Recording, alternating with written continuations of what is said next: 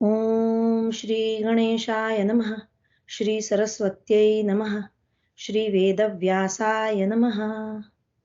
नारायणं नमस्कृत्य नरं चैव नरोत्तमं देवीं सरस्वतीं व्यासं ततो जयमुदीरयेत्।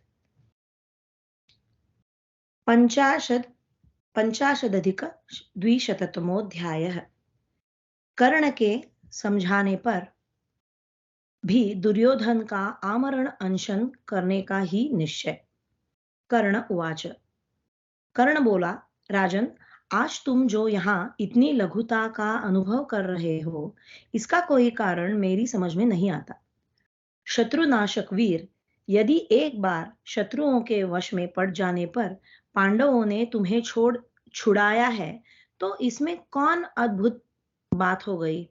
कुरुश्रेष्ठ, जो राजकीय सेना में रहकर जीविका चलाते हैं तथा राजा के राज्य में निवास करते हैं, वे ज्ञात हो या अज्ञात, उनका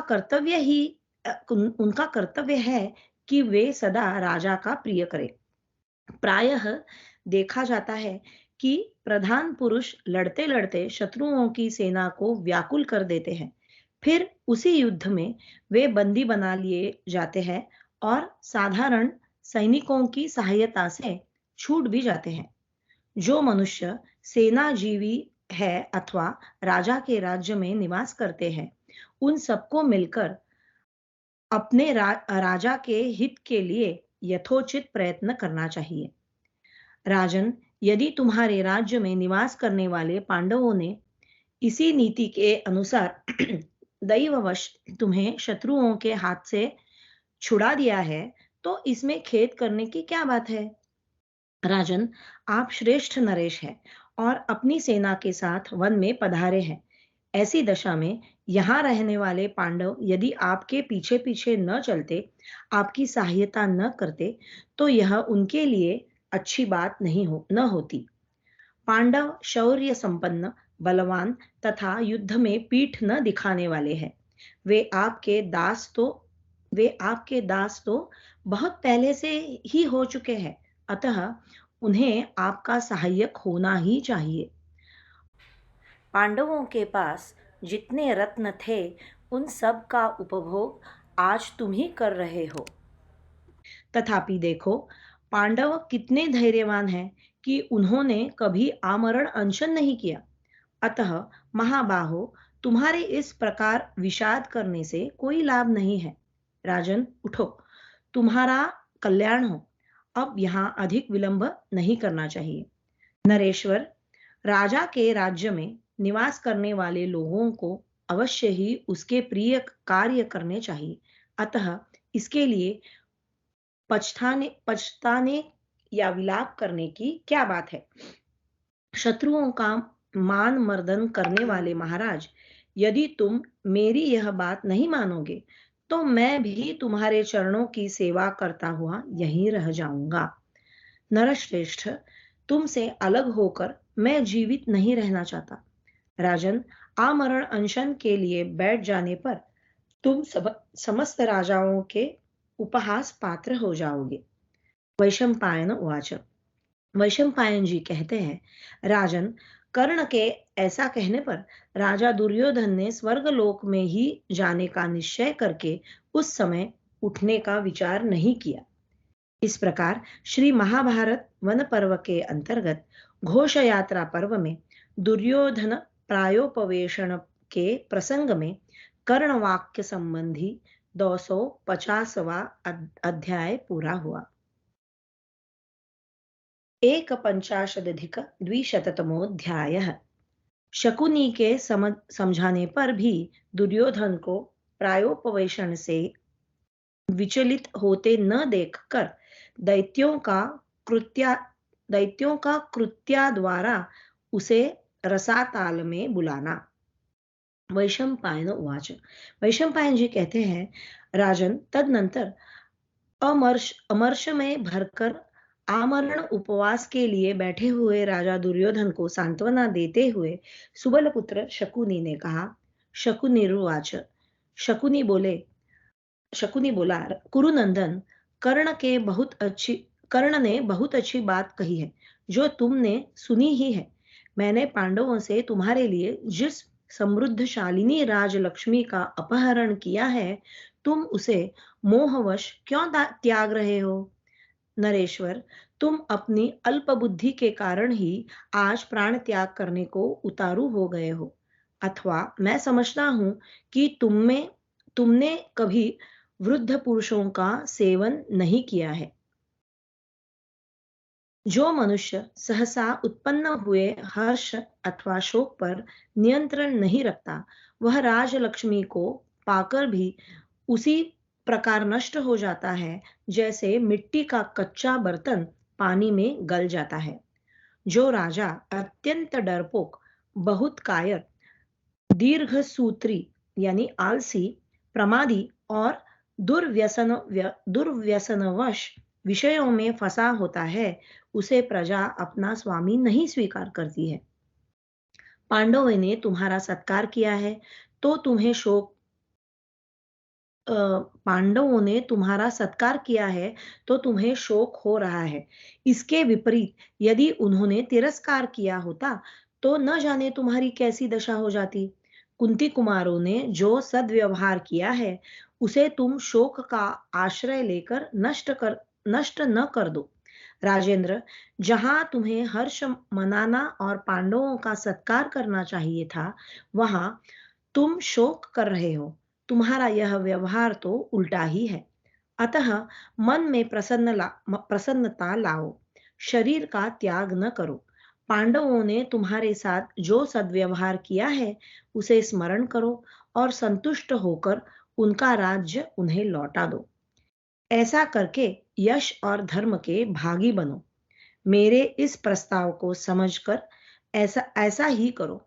इससे तुम कृतज्ञ मानो कृतज्ञ माने जाओगे।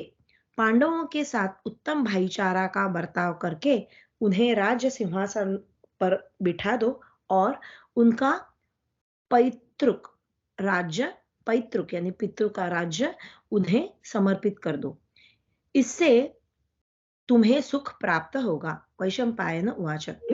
वैशंपायन जी कहते हैं, राजन, शकुनी का यह वचन सुनकर दुर्योधन ने अपने चरणों में पड़े हुए ग्लान मुख वाले भ्रातृभक्त शत्रुदमन वीर दुशासन की ओर देखकर अपनी सुंदर बाहों द्वारा उसे उठाया और प्रेम पूर्वक हृदय से लगाकर उसका मस्तक सूंघा। कर्ण और शकुनी की भी बातें सुनकर राजा दुर्योधन अत्यंत उदास हो गया तथा मन ही मन लज्जा से अभिभूत अभिभूत हो उसने बड़ी निराशा का अनुभव किया। सब सुहृदों के वचन सुनकर दुर्योधन ने उनसे कुपित हो इस प्रकार कहा, मुझे धर्म, धन, सुख, ऐश्वर्य, शासन और भोग किसी की भी आवश्यकता नहीं है। तुम लोग मेरे निश्चय में बाधा न डालो, यहां से चले जाओ। आमरण अनशन करने के संबंध में मेरी बुद्धि का निश्चय अटल है। तुम सब लोग नगर को जाओ और वहां मेरे गुरुजनों का सदा आदर सत्कार करो। ऐसा उत्तर पाकर सब सुहृदों ने शत्रुदमन राजा दुर्योधन से कहा, राजेंद्र, तुम्हारी जो गति होगी वही हमारी भी होगी। भारत, हम तुम्हारे बिना हस्तिनापुर में कैसे प्रवेश करेंगे? वैशंपायन उवाच। वैशंपायन जी कहते हैं, जन्मेजय, दुर्योधन को उसे उसके सुहृद, मंत्री, भाई तथा स्वजनों ने बहुतेरा समझाया, परंतु कोई भी उसे अपने निश्चय से विचलित न कर सका। धृतराष्ट्रपुत्र नृपश्रेष्ठ दुर्योधन अपने निश्चय पर अटल रहकर आचमन करके पवित्र हो पृथ्वी पर कुश का आसन बिछाकर कुश और वल्कल के वस्त्र धारण करके बैठा और स्वर्ग प्राप्ति की इच्छा से वाणी का संयम करके उपवास के उत्तम नियमों का पालन करने लगा। उस समय उसने मन के द्वारा मरने का ही निश्चय करके स्नान, भोजन आदि बाह्य क्रियाओं का सर्वार्थ त्याग कर दिया था। दुर्योधन के इस निश्चय को जानकर पातालवासी भयंकर दैत्यों और दानवों ने, जो पूर्व काल में देवताओं से पराजित हो चुके थे, मन ही मन विचार किया कि इस प्रकार दुर्योधन का प्राणांत होने से तो हमारा पक्ष ही नष्ट हो जाएगा। अतः उसे अपने पास बुलाने के लिए मंत्र विद्या में निपुण दैत्यों ने उस समय बृहस्पति और शुक्राचार्य के द्वारा वर्णित तथा अथर्ववेद में प्रतिपादित मंत्रों द्वारा अग्नि विस्तार साध्य यज्ञ कर्म का अनुष्ठान आरंभ किया, और उपनिषद यानी अरण्यक में जो मंत्र जप से युक्त हवनादि क्रियाएं बताई गई हैं, उनका भी संपादन किया। तब दृढ़ता पूर्वक व्रत का पालन करने वाले वेद वेदांगों के पारंगत विद्वान ब्राह्मण एकाग्र चित्त हो मंत्रोच्चारण पूर्वक प्रज्वलित अग्नि में घृत और खीर की आहुति देने लगे। राजन, कर्म की सिद्धि होने पर वहां यज्ञ कुंड से उस समय एक अत्यंत अद्भुत कृत्या जैम्भाई जैम्भाई लेती हुई प्रकट हुई और बोली, मैं क्या करूं? तब दैत्यों ने प्रसन्न चित्त होकर उससे कहा, तू प्रायोपवेशन करते हुए धृतराष्ट्रपुत्र राजा दुर्योधन को यहाँ ले आ। जो आज्ञा कहकर वह कृत्या तत्काल वहां से प्रस्थित हुई और पलक मारते मारते जहां राजा दुर्योधन था वहां पहुंच गई। फिर राजा को साथ ले दो ही घड़ी में रसातल आ पहुंची और दानवों को उसके लाए जाने की सूचना दे दी। राजा दुर्योधन को लाया गया देख सब दानव रात में एकत्र हुए। उन उनके मन में प्रसन्नता भरी उनके मन में प्रसन्नता भरी थी और नेत्र हर्ष तीर हर्ष हर्षातिरेक से कुछ खिल उठे थे। उन्होंने दुर्योधन से अभिमान पूर्वक यह बात कही। फिर राजाओं को साथ ले दो दो ही घड़ी में रसातल आ पहुंची और दानवों को उसके लाए जाने की सूचना दे दी। राजा दुर्योधन को लाया गया देख सब दानव रात में एकत्र हुए।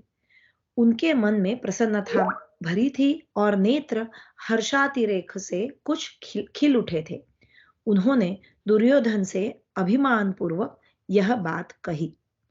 इस प्रकार श्री महाभारत वन पर्व के अंतर्गत घोष यात्रा पर्व में दुर्योधन प्रायोपवेशन विषयक 251वां अध्याय पूरा हुआ।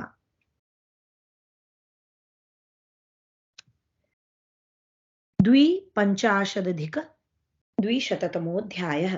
दानवों का दुर्योधन को समझाना और कर्ण के अनुरोध करने पर दुर्योधन का अनशन त्याग करके हस्तिनापुर को प्रस्थान। दानव उचुहु। दानव बोले, भरत वंश का भार वहन करने वाले महाराज सुयोधन, आप सदा शूरवीरों तथा महामना पुरुषों से घिरे रहते हैं, फिर आपने यह आमरण उपवास करने का साहस क्यों किया है? आत्महत्या करने वाला पुरुष तो अधोगति को प्राप्त होता है और लोक में उसकी निंदा होती है, जो अयश फैलाने वाली है जो अभिष्ट कार्यों के विरुद्ध पड़ते हो, जिनमें बहुत पाप भरे हो तथा जो जड़ मूल सहित अपना विनाश करने वाले हो, ऐसे आत्महत्या आदि अशुभ कर्मों में आप जैसे बुद्धिमान पुरुष नहीं प्रवृत्त होते। राजन, आपका यह आत्महत्या संबंधी विचार धर्म, अर्थ तथा सुख, यश, प्रताप और पराक्रम का नाश करने वाला तथा शत्रुओं का हर्ष बढ़ाने वाला है, अतः इसे रोकिए। प्रभो, एक रहस्य की बात सुनिए। नरेश्वर, आपका स्वरूप दिव्य है तथा आपके शरीर का निर्माण भी अद्भुत प्रकार से हुआ है। यह हम लोगों से सुनकर धैर्य धारण कीजिए। राजन, पूर्व काल में हम लोगों ने तपस्या द्वारा भगवान शंकर की आराधना करके आपको प्राप्त किया था। आपके शरीर का पूर्व भाग जो नाभि से ऊपर है, वज्र समूह से बना हुआ है। वज्र समूह से बना हुआ है। वह किसी भी अस्त्र शस्त्र से विदीर्ण नहीं हो सकता। अनघ उसी प्रकार आपका नाभि से नीचे का शरीर पार्वती देवी ने पुष्पमय पुष्पमय बनाया है, जो अपने रूप सौंदर्य से स्त्रियों के मन का मोहने वाला है। स्त्रियों के मन को मोहने वाला है। ध्रुव श्रेष्ठ, इस प्रकार आपका शरीर देवी पार्वती के साथ साक्षात भगवान महेश्वर ने संगठित किया है। अतः राजसिंह, आप मनुष्य नहीं दिव्य पुरुष है। भगदत्त आदि महापराक्रमी क्षत्रिय दिव्यास्त्रों के ज्ञाता तथा शौर्य संपन्न है। भगदत्त आदि महापराक्रमी क्षत्रिय दिव्य शस्त्रों दिव्यास्त्रों के ज्ञाता तथा शौर्य संपन्न है। वे आपके शत्रुओं का संहार करेंगे। अतः आपको शोक करने की आवश्यकता नहीं है। आपको कोई भी भय नहीं है। आपकी सहायता के लिए बहुत से वीर दानव भूतल पर प्रकट हो चुके हैं। दूसरे भी अनेक असुर भीष्म, द्रोणाचार्य और कृपाचार्य आदि के शरीरों में प्रवेश करेंगे, जिनसे आविष्ट होकर वे लोग दया को त्याग कर आपके शत्रुओं के साथ युद्ध करेंगे। कुरुश्रेष्ठ, दानवों का आवेश होने पर भीष्म, द्रोण आदि की अंतरात्मा पर भी उन दानवों का ही अधिकार हो जाएगा। उस दशा में युद्ध में स्नेह रहित हो प्रहार करते हुए वे लोग पुत्रों, भाइयों, पितृजनों, बांधवों, शिष्यों, कुटुंबीजनों, बालकों तथा बूढ़ों को भी नहीं छोड़ेंगे। वे पुरुष सिंह, भीष्म आदि वीर दानवों के आवेश के कारण विवश होकर आज्ञा से मोहित हो जाएंगे। अज्ञान से, क्षमता। वे पुरुष सिंह, भीष्म आदि वीर दानवों के आवेश के कारण विवश होकर अज्ञान से मोहित हो जाएंगे।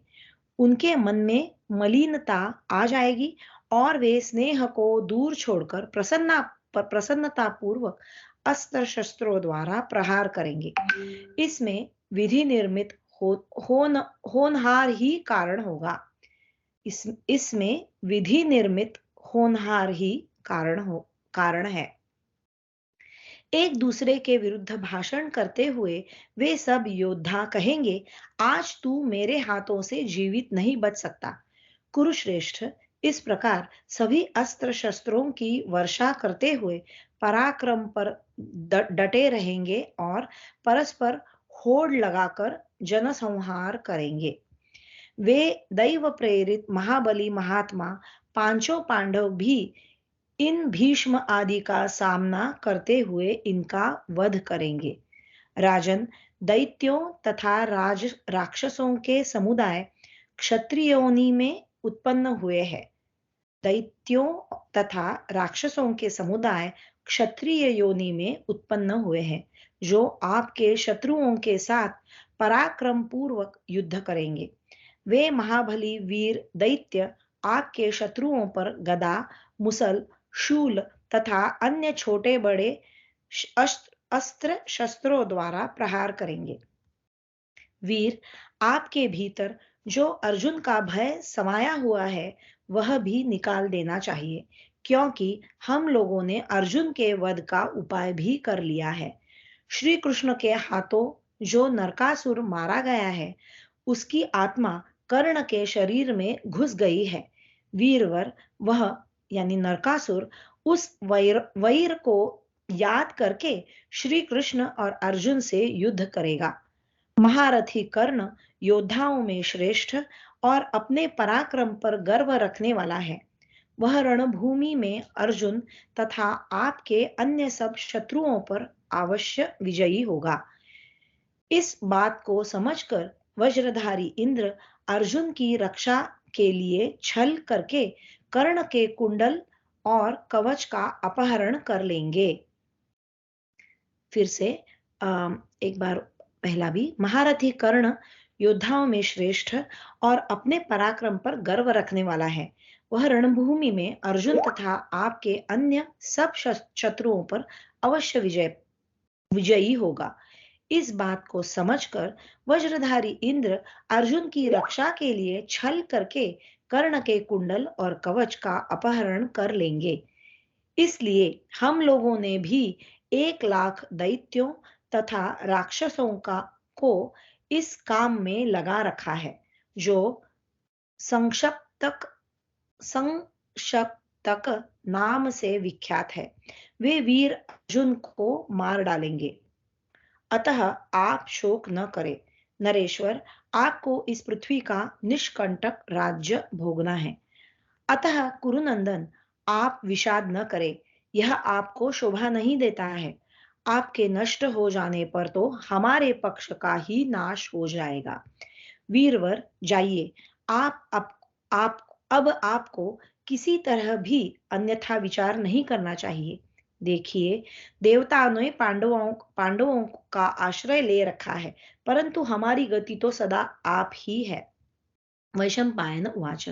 वैशंपायन जी कहते हैं, राजन, दुर्धर्ष वीर नृपशिरोमणि दुर्योधन से ऐसा कहकर दैत्यों तथा दानवेश्वरों ने उसे पुत्र की भांति हृदय से लगाया और आश्वासन देकर उसकी बुद्धि को स्थिर किया। भारत तत्पश्चात प्रिय वचन बोलकर उन्होंने दुर्योधन को जाने के लिए आज्ञा देते हुए कहा, अब आप जाइए और शत्रुओं पर विजय प्राप्त कीजिए। दैत्यों के विदा करने पर उसी कृत्या ने महाबाहु दुर्योधन को पुनः उसी स्थान पर पहुंचा दिया जहां वह पहले आमरण उपवास के लिए बैठे थे।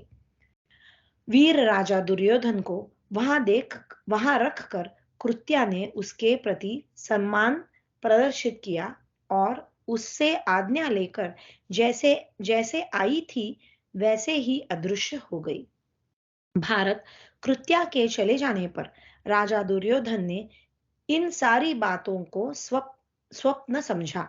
दैत्यों के कहे हुए वचनों पर विचार करके दुर्बुद्धि दुर्योधन के मन में यह संकल्प उदित हुआ कि मैं युद्ध में पांडवों को जीत लूंगा। दुर्योधन ने यह मान लिया कि संक्षिप्त गण तथा कर्ण ये शत्रुघाती अर्जुन के वध में लगे हुए हैं और इसके लिए वे समर्थ है। जन्मेजय इस प्रकार उस खोटी बुद्धि वाले धृतराष्ट्र पुत्र के मन में पांडवों पर विजय पाने की दृढ़ आशा हो गई। इधर कर्ण भी नरकासुर की अंतरात्मा से आविष्ट चित्त होने के कारण अर्जुन का वध करने के लिए क्रूरतापूर्ण संकल्प करने लगा। इसी प्रकार राक्षसों से आविष्ट चित्त होकर वे संक्षिप्तक वीर भी रजोगुण और तमोगुण से आक्रांत हो अर्जुन को मार डालने की इच्छा रखने लगे। राजन, भीष्म, द्रोण और कृपाचार्य आदि के मन पर भी दानवों ने अधिकार कर लिया था। अतः पांडवों के प्रति उनका भी वैसा स्नेह नहीं रह गया। दानवों ने रात में कृत्या द्वारा अपने यहाँ बुलाकर जो बातें कही थी उन्हें राजा दुर्योधन ने किसी पर भी प्रकट नहीं किया, यानी किसी को भी नहीं बताया। वह रात बीतने पर सूर्य पुत्र कर्ण ने आकर राजा दुर्योधन से हाथ जोड़कर मुस्कुराते हुए यह युक्ति युक्त वचन कहा, कुरुनंदन, मरा हुआ मनुष्य कभी शत्रुओं पर विजय नहीं पाता। जो जीवित रहता है वह कभी सुख के दिन भी देखता है। मरे हुए को कहाँ सुख और कहाँ विजय। यह समय शोक मनाने, भयभीत होने अथवा मरने का नहीं है।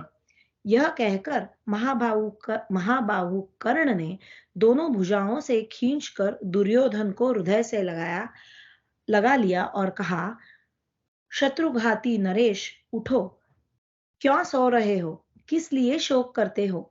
अपने पराक्रम से शत्रुओं को संतप्त करके अब मृत्यु की इच्छा क्यों करते हो? अथवा यदि तुम्हें अर्जुन का पराक्रम देखकर भय हो गया हो, तो मैं तुमसे सच्ची प्रतिज्ञा करके कहता हूँ कि मैं युद्ध में अर्जुन को अवश्य मार डालूंगा।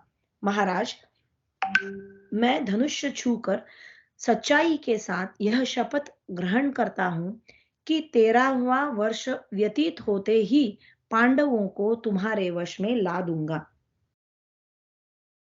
कर्ण के ऐसा कहने पर और इन दुशासन आदि भाइयों के प्रणाम पूर्वक अनुनय विनय करने पर दैत्यों के वचनों का स्मरण करके दुर्योधन अपने आसन से उठ खड़ा हुआ। दैत्यों के पूर्वोक्त कथन को याद करके नरश्रेष्ठ दुर्योधन ने पांडवों से युद्ध करने का पक्का विचार कर लिया और फिर हस्तिनापुर जाने के लिए रथ, हाथी, घोड़े और पैदल सैनिकों से युक्त अपनी चतुरंगी सेना को तैयार होने की आज्ञा दी। राजन, वह विशाल वाहिनी गंगा के प्रवाह के समान चलने लगी। श्वेत छत्र, पताका, शुभ चवर, रथ, हाथी और पैदल योद्धाओं से भरी हुई वह कौरव सेना शरत काल में कुछ कुछ व्यक्त शारदीय सुषमा से सुशोभित आकाश की भांति शोभा पा रही थी।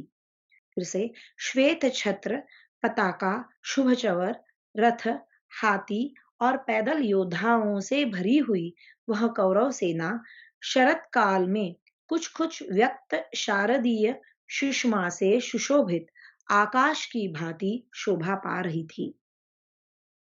धृतराष्ट्र पुत्र राजा दुर्योधन सम्राट की भांति श्रेष्ठ ब्राह्मणों के मुख से विजय सूचक आशीर्वादों के साथ अपनी स्तुति सुनता तथा लोगों की प्रणाम प्रणाम आंजलियों को ग्रहण करता हुआ उत्कृष्ट शोभा से प्रकाशित हो आगे आगे चला। राजेंद्र, कर्ण तथा धृत कुशल शकुनी के साथ द्यूत कुशल शकुनी के साथ दुशासन आदि सब भाई भूरिश्रवा, सोमदत्त तथा महाराज बहालिक, ये सभी कुरुकुल रत्न नाना प्रकार के रथों, गजराजों तथा घोड़ों पर बैठकर राजसिंह दुर्योधन के पीछे पीछे चल रहे थे। जन्मेजय थोड़े समय में उन सब ने अपनी राजधानी हस्तिनापुर में प्रवेश किया। इस प्रकार श्री महाभारत वन पर्व के अंतर्गत घोष यात्रा पर्व में दुर्योधन का नगर में प्रवेश विषयक 252वां अध्याय पूरा हुआ। त्रिपंचाशदधिक द्विशततमोऽध्यायः। भीष्म का कर्ण की निंदा करते हुए दुर्योधन को पांडवों से संधि करने का परामर्श देना, कर्ण के क्षोभपूर्ण वचन और दिग्विजय के लिए प्रस्थान। जन्मेजय उवाच। जन्मेजय बोले, मुने, जब महात्मा पांडव उस वन में निवास करते थे, उन दिनों महान धनुर्धर नरश्रेष्ठ धृतराष्ट्र पुत्रों ने क्या किया?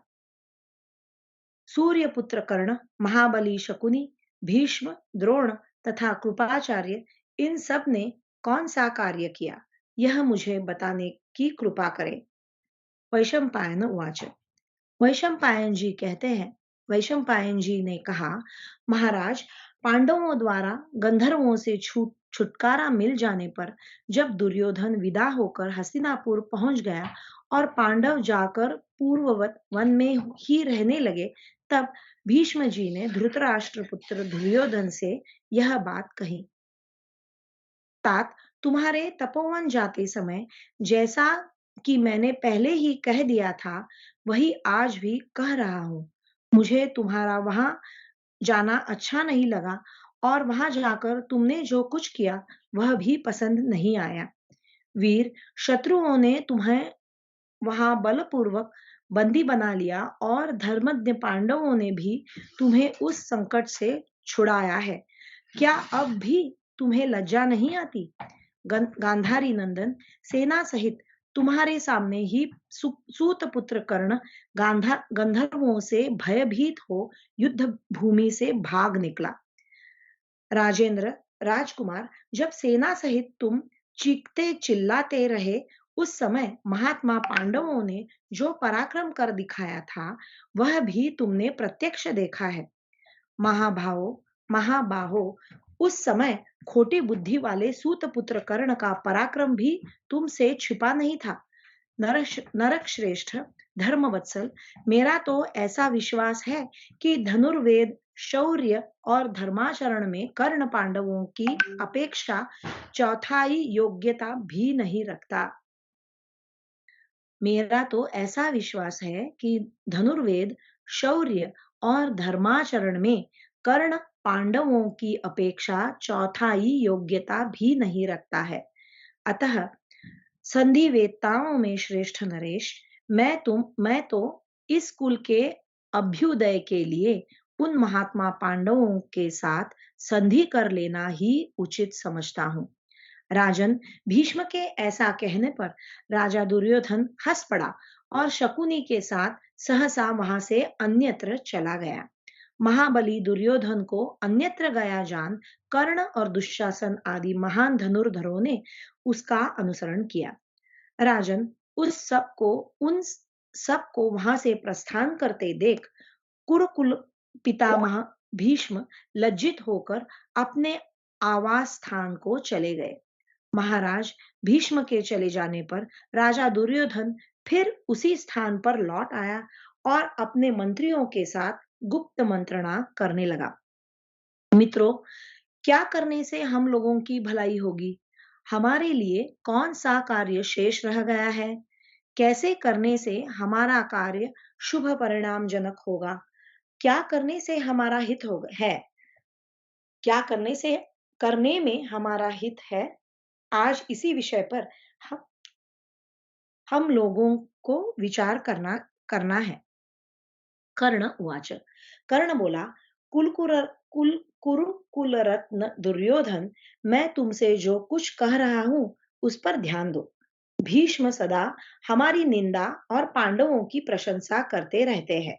महाबाहो, वे तुम्हारे प्रति द्वेष होने से मुझसे भी द्वेष रखते हैं। नरेश्वर, तुम्हारे सामने वे सदा मेरी निंदा ही किया करते हैं। भारत, तुम्हारे सामने भीष्म ने जो कुछ कहा है उसे मैं सहन नहीं कर सकता। शत्रुदमन, भरत कुल नंदन, उन्होंने जो पांडवों का यश गाया और तुम्हारी निंदा की है, यह मेरे लिए असह्य है। अतः तुम मुझे सेवक, सेना तथा सवारियों के साथ दिग्विजय करने की आज्ञा दो। राजन, मैं पर्वत, वन और काननों सहित सारी पृथ्वी को जीत लूंगा। जिस भूमि पर चार बलशाली पांडवों ने मिलकर विजय पाई है, उसे मैं तुम्हारे लिए अकेला ही जीत लूंगा। इसमें संशय नहीं है।